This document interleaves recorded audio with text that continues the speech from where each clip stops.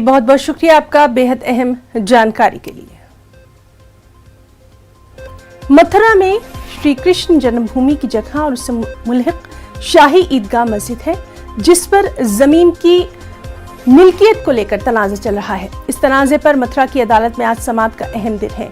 यह अर्ज़दाश्त supreme court की वकील रंजना अग्निहोत्री ने दायर की है। अर्ज़दाश्त में शाही ईदगाह को हटाने की अपील की गई है। इसके साथ ही मुतनाज़ा जमीन को श्री कृष्ण जन्मभूमि न्यास के हवाले करने का मुतालबा किया गया। इस दरख्वास्त की समाअत आज सिविल जज सीनियर डिवीजन की अदालत में होना है। अर्जी गुजारों का कहना है कि शाही ईदगाह मस्जिद श्री कृष्ण जन्मभूमि की 13.37 एकड़ अराजी पर खड़ी है। हिंदू फरीक का दावा है कि भगवान कृष्ण की जाए पैदाइश और मंदिर का मुकद्दस मुकाम वहीं वाक़ है। अर्जी गुजारों ने अदालत से श्री कृष्ण जन्म स्थान सेवा संस्थान और मस्जिद कमेटी के दरमियान हुए मुआहदे को गैर कानूनी करार देने की भी अपील की है।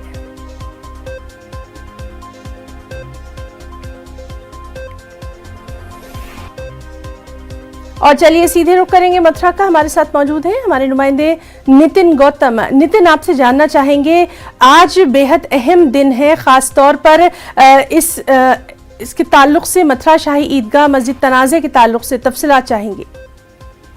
जी देखिए, आपने सही कहा कि आज काफी अहम दिन है, क्योंकि जो वाद हरिशंकर जैन, विष्णु जैन, रजना अग्निहोत्री सहित 8 लोगों ने पहले सिविल जज जूनियर डिवीजन में दाखिल किया था, उसको न्यायालय सिविल जज ने खारिज कर दिया था।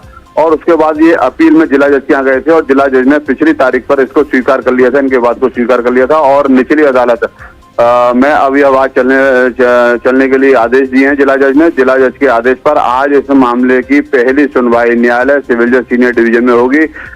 इस बात के माध्यम से रजना अग्निहोत्री, हरिशंकर जैन ने ये मांग करी है अदालत से कि जो शाही ईदगाह के कब्जे में जन्मभूमि की 13.37 एकड़ भूमि जो है उसको कब्जा मुक्त कराया जाए, क्योंकि यह जो भूमि है वो श्री कृष्ण जन्म स्थान की है। साथ ही श्री कृष्ण जन्म स्थान और शाही ईदगाह के बीच में 78 में जो समझौता हुआ था वो गैर कानूनी है, गैर तरीके से किया गया था, लोगों की जनभावनाओं को दरकिनार करते हुए किया गया था। लिहाजा इस पर अदालत सुनवाई करे और इस जमीन को कब्जा मुक्त कराए। तो आज न्यायालय सिविल जज सीनियर डिवीजन की अदालत में इस बात की पहली सुनवाई होगी।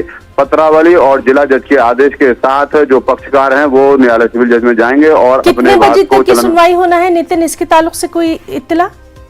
जी देखिए, अगर बात करें तो मथुरा में जो न्यायालय है वो सवेरे की चल रही हैं, सवेरे के वक्त की चल रही हैं, तो लिहाजा 10:30 बजे के बाद इस पर उम्मीद है कि न्यायालय में जाएंगे और इसमें न्यायालय अग्रिम क्या कार्रवाई करता है ये देखने वाली बात होगी। तो लगातार इस अहम खबर पर नजर बनी हुई है। बहुत बहुत शुक्रिया आपका तमाम